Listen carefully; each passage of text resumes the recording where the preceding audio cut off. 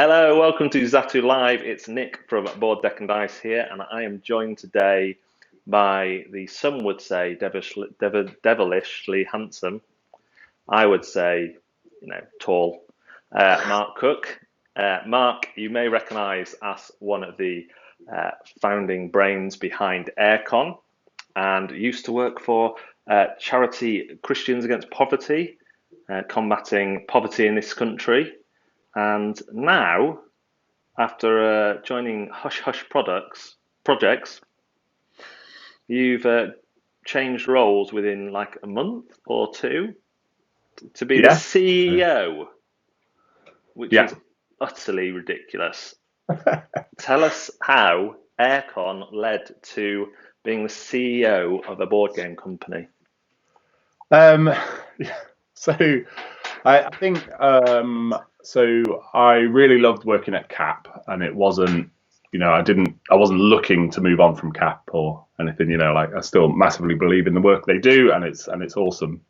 I think I was just chatting to Martin Poole one day, and I just said, well, if there is anything in the industry, I quite like board games and stuff. So if there is anything that you know of, and he, with his insider knowledge, happened to know that there was something coming up with Hush Hush and put me in contact. He said that, well, I think this is kind of what fits what you're looking for in terms of operations and organizational stuff and things like Yeah.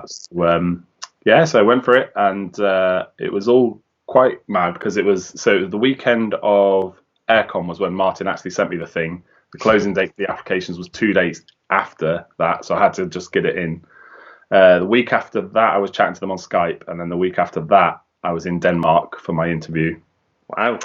and they offered it to me before I got back on the plane. And that position was kind of operations, kind of production position, something like that. The plan was always that, if things went well, that I would take over more of the day-to-day running of the company and of Hush Hush. Unfortunately, some personal stuff happened with Jacob, and he had to step down. And so literally it was 2 minutes into my first official day during Games Expo, whether I'd be willing to take on the role of CEO. And so that's how it came about. That was when I heard this first time, and I was like, "Did I mishear his job application? I thought he was applying for janitor. Suddenly he's CEO." Yeah. So Hush Hush are well known for Fog of Love. Yep. So for those who may have missed Fog of Love, give us a slightly longer than elevator pitch. Sure. So it's a two-player arena game, and you are playing a fictional couple. You're kind of playing as the characters, but you're also playing as the director of, say, like a romantic comedy that these two characters are in. In Fog of Love, you're kind of playing the first maybe few months or years of this couple's relationship, and you play through a certain amount of scenes, through a certain amount of chapters, making decisions together or separately to kind of affect how you are in this relationship. And you have your own goals within the relationship, but you can't share them with the other person. And so you're trying to navigate your way through. But a lot of the fun and a lot of the enjoyment from the game comes from the storytelling. So it's kind of got maybe a little bit of RPG about it, but maybe a bit more guided than the usual RPG would be. So you kind of got these cards, it'll come up with a scene, such as going to visit the in-laws or something like that, or meeting the parents for the first time. And you then kind of read it. There might be bits of storytelling that you add in yourself, and then you kind of are making decisions and playing out these scenes really through the game. And then at the end, you're gonna decide how the relationship, what happens, what's the next few steps for that relationship. And so it's quite interesting because you could either both win. One of you could win a bit more than the other person. One of you could win and one of you could lose, or you could both lose. So there's like all kind of, it's not really co-op, but it could be. It's kind of, depends how you match up these two characters. If life's taught me anything, Mark, it's that in love there are no winners. That's true. I remember my character from my first game was Tom Slazenger, a muscular politician with old-fashioned clothes style and a seductive scent. Yeah, nice. Yeah. So, And there's obviously. a lot of in kind of building the characters. People really enjoy, because you give your character a name and you choose what job they do, and then you choose for the other person the things that attracted your character to theirs. So and that's where you get those kinds of things, whether they're muscular, nerdy glasses. I think was one of them that I quite like. I don't know anybody. Can't see literally can see nothing. The game is also presented really well. The insert is great. You've got two little token boxes and then packs which are sealed, like foil sealed, so that once you've done the tutorial, you don't spoil anything. And all the inserts for all the expansions as well that's so far there. Yeah. What struck me is definitely that the system is quite strong and works well. Have you got anything you can tell us about where that system may be going? Any sly hints? Yeah. So we were at Expo actually, and we will be at Gen Con as well in a few weeks. We are demoing a new game. Well, not demoing at the minute. We're testing a new game, so we're still going through the testing phases. It's a very similar system.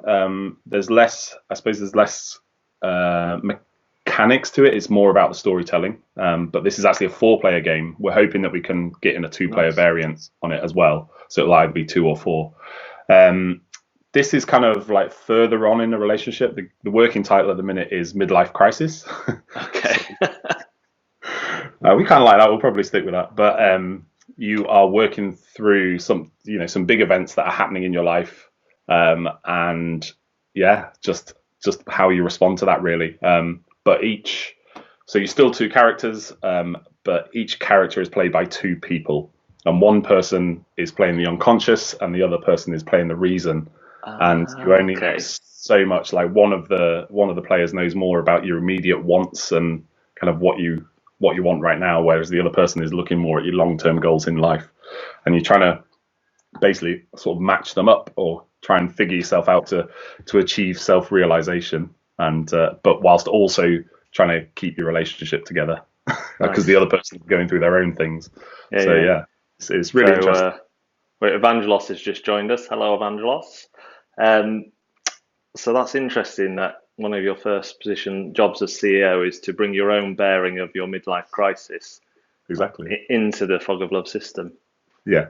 The idea with it is it'd probably be a smaller game actually than Fog of Love, because Fog of Love is a pretty big chunky thing, and you kind of plug these cards in. But this would actually be smaller, and actually maybe release different stories, kind of standalone things, rather than a game that you put stuff in. Kind of Time Stories-esque in that sense. Yeah, although you wouldn't have this game, so maybe more like Unlock, I suppose. Where each one is so each one's self-contained. Yeah. And so you just jump in on whichever story interests you most, rather than. Yeah. I mean, instantly, I've got a few ideas for you, which I always like to give my development ideas. See myself as more of a developer than a designer. So I've got wearing nappies again. When you get old. Yeah. That's it actually. Just the one. Is that on the horizon for you? Is it? Yeah. I will not live to wear nappies again. That's I've got that in a contract with an assassin. If I have to wear nappies again, I mean from childhood, I haven't had to wear them more since yesterday. Going in a very weird direction. But yeah, I will be taken out with a high-powered sniper rifle should I need to wear nappies again ever in my life. Great. So, bit of information on me there. That might come up in a pub quiz. You never know. So as well as being Hush Hush Man, you've also are still, I presume, being involved in AireCon. Yeah, very much so. AireCon has always been more of a hobby thing for me, so I've always had a full-time job and then done AireCon in my spare time. Yeah. Just for you, the gaming public, I give up my time. No, I love doing AireCon, and so we are planning next year already. We had a meeting yesterday, actually, and it's likely to get bigger again because we have to fit everyone in. So we're taking on a third hall this year. So we had two. We have a third hall where we might actually move the Bring 'em By and the RPGs and the quiet gaming zone up into that, because it's a nice carpeted hall where you can actually put dividing walls into quite easily. Okay. So that's it. Better for that. which gives us a bit more trade space. So we'll have some traders there. I believe Zatu will be there. I hope they will. Told me they're coming. So yeah, Zatu will be there, and a bunch of other new people, and more international traders again. I think we've just had someone from Estonia is coming this time, as well as the Ludi guys and people like that again. But with the RPGs getting upstairs, it gives us more room downstairs for more open gaming, and see how we get on. Yeah. Excellent. Ian Brocklebank saying he's working at home today as well. He didn't realise he was supposed to wear a white t-shirt. Well, Ian, Scarborough is very muggy right now, and I had to venture into town, so to avoid sweat patches, and you're just incredibly sweaty, Mark. Yeah. Just all the time. Yeah. The thing I always say I love about AireCon is the kind of focus on play, but obviously as you grow, you do have a good range of traders, and I guess obviously as you grow, that needs to grow, but in the same way you've grown everything else, which is nice.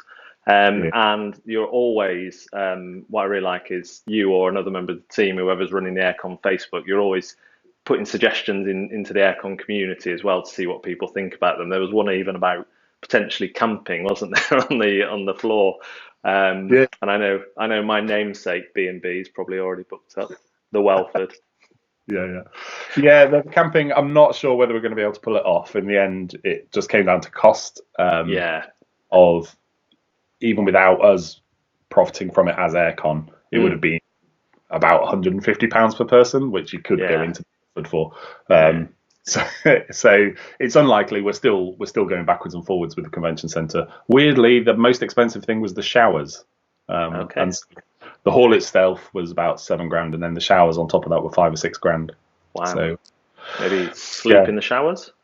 Yeah.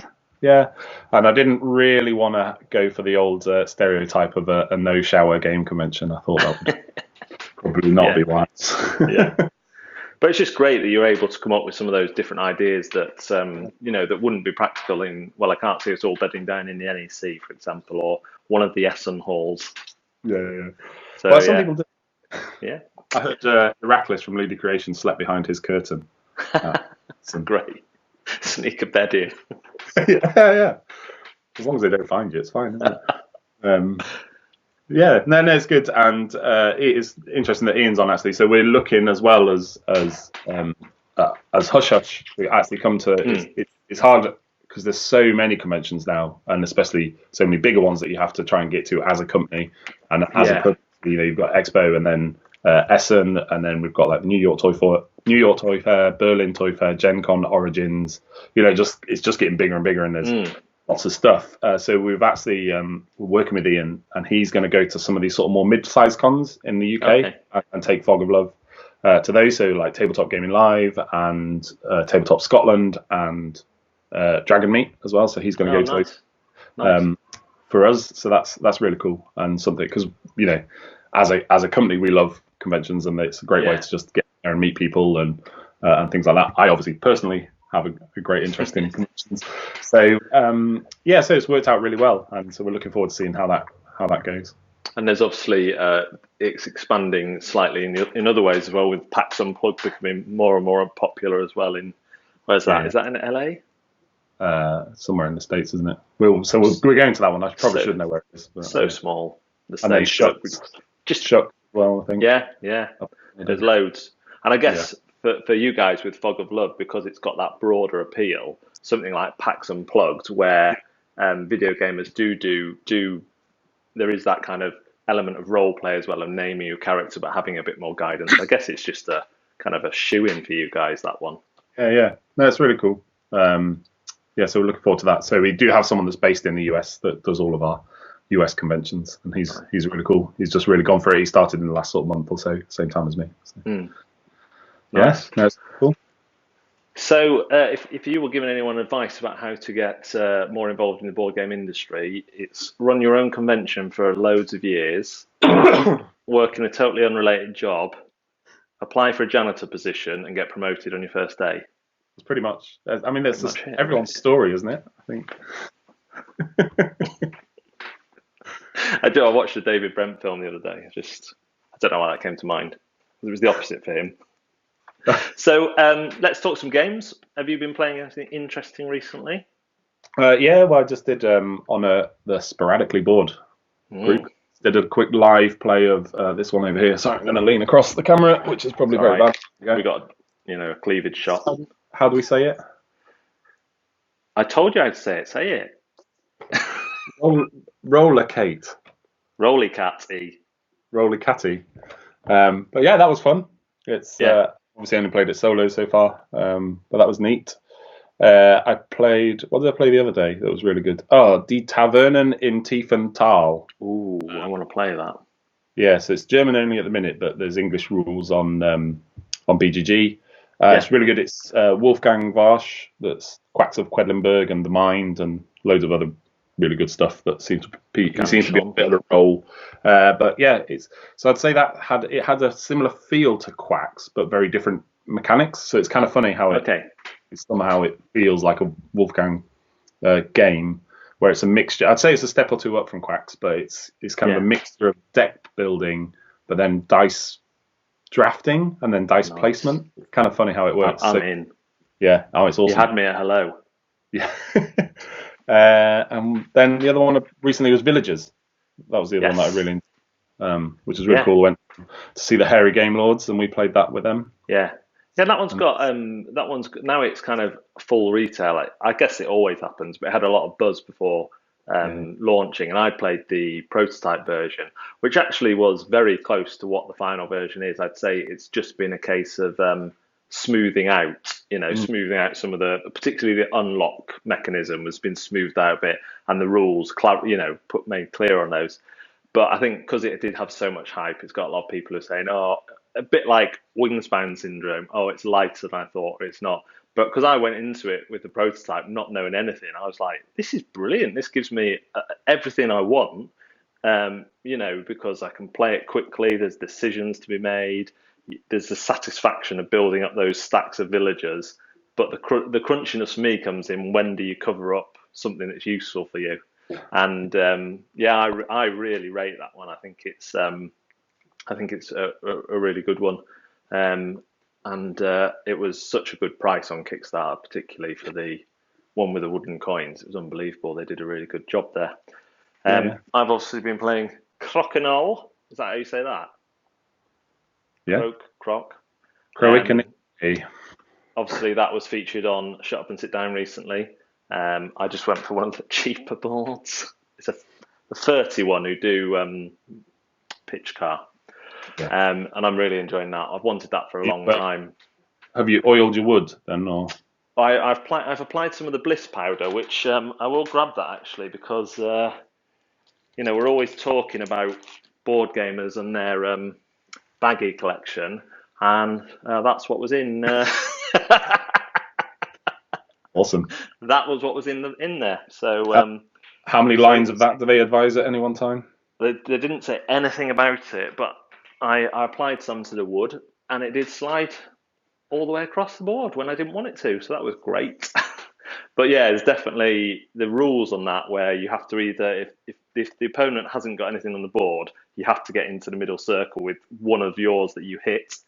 And then if they have got something on the board, you have to hit one of theirs. But if you go for like a bank, what's it called when you knock multiple ones? Not a bank shot, but ricochet or something. I don't know, some pool thing. So if you hit one of yours and it doesn't hit any of theirs, like a cannon shot, you lose every one that you've hit. So you can try and knock theirs out in the middle, and it goes ding ding ding ding, hits all yours, misses theirs, you lose all yours. It's awesome. It's really harsh. And then if they've got one that you've knocked to the edge, but you not quite in, you can totally forget it's there, and you're like, I'm going in the middle again. And then you do an illegal shot and hit all yours and get them removed, and they win by 5 points. Great. But I have had like 160 points in one round. That was quite good. Awesome. A lot of centre shots there. Yeah. But yeah, I remember really good. Like a pro game of it, and it's just it's like just these guys just sat next to the table, just like a bit like darts, where it looks too easy. And like that if you tried that, you'd be hitting someone across the room in the eye. Do they utilise the one cheek rule where they have to keep part of their posterior on the seats? Yeah. What else have I played? I played Pandemic Rapid Response. Oh yeah. which if you've played Fuse or Flatline, it is not totally the same because everyone has their own go, but you can help each other, and it's just great. It works really well. It feels pandemic-y in flavour, which is nice for me because I don't really like base Pandemic and Pandemic Legacy 1. I went through with my friends, and that's what I enjoyed. But the system still, I found a bit. Yeah. It annoyed me sometimes when we lost because of the system. Whereas this one, it's just all on time, and you make your decision with your dice. Really like that. And I played Summoner's Isle. I don't know if you've heard Oh that yeah. from Please. Peculiarity Games and Robbie Munn. And I picked that up because of demoing Sumo Gnomes at the expo. Yeah, And yeah, this yeah. it's dead cheap. It's less than 20 quid. The boxes are only about that big, but it's an area control game where you're summoning creatures, and then you all have three different types of creatures: a worm, but a dragon one. Where it's WYRM, not like a wiggly one. And that can only move. That can only take two actions, but it's the most powerful. Then you have trolls, which can take three actions, kind of mid-powerful. And then you have these sprites, which kind of get you all the points. And if they're all in one section together, their defense is better. But the points you use to summon them are the points you score with. So it's really clever. And if you stay lower down, you get more points at the end of the round. Whereas if you get really high up, you actually lose points at the end of the round. So there's a real nice balancing mechanic there. So that's really cool. So I'll be looking forward to checking that out more. Hello, Jason Froud, painter of the Shire. Did you see what Jason had done on, well, Evangelos is here as well, on the Fired Up minis? Not yet, no. They looked amazing. Search for Jason Froud's picture in Board Game Trading Chat. Okay. Fired Up's coming from Right, Draw Labs soon.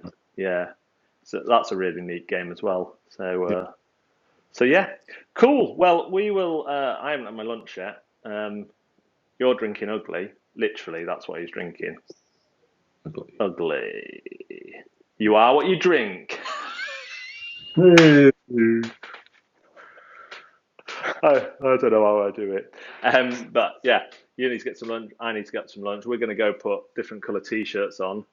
And it's great to see you, Mark. I came to your house yesterday but couldn't stop, No. and you did offer me an ugly, and I was really appreciative of that. But then you took a really important phone call, and I had to leave without a cuddle. But yeah, when you've got more news about your next game, codename Midlife Crisis, let us know when we get you back on to tell us all about it. Will do. Thanks a lot. Thank you very much for watching Zatu Live. I know Andrew and the Hairy Game Lords are planning to do a live playthrough of a game next week. I do know what the game was, but I've completely forgotten what it is. But I believe that's Tuesday evening. So if you're about Tuesday evening, the Hairy Game Lords with their splendorific beards will be playing a board game. So tune in then, and we'll see you there. Also, while I remember, also our third podcast has just released, the Zat Chat, not the Zatcast, the Zat Chat, and we have had a load more videos put up on our YouTube channel as well. So check them out. Mark, before I forget, where can we find out more about AireCon and Hush Hush? Where are the best places? Yeah, so online for both of them. Hush Hush, most of the things are Fog of Love at the minute, so fogof.com or the Fog of Love Facebook page. We're also on BGG and got lots of stuff going on in the forums there. For AireCon, again, same, it's Air with an E, so AIRECON .co.uk, or again on Facebook, Twitter, Instagram, all of those good places. Brilliant. Thanks very much. Enjoy the rest of your afternoon, people.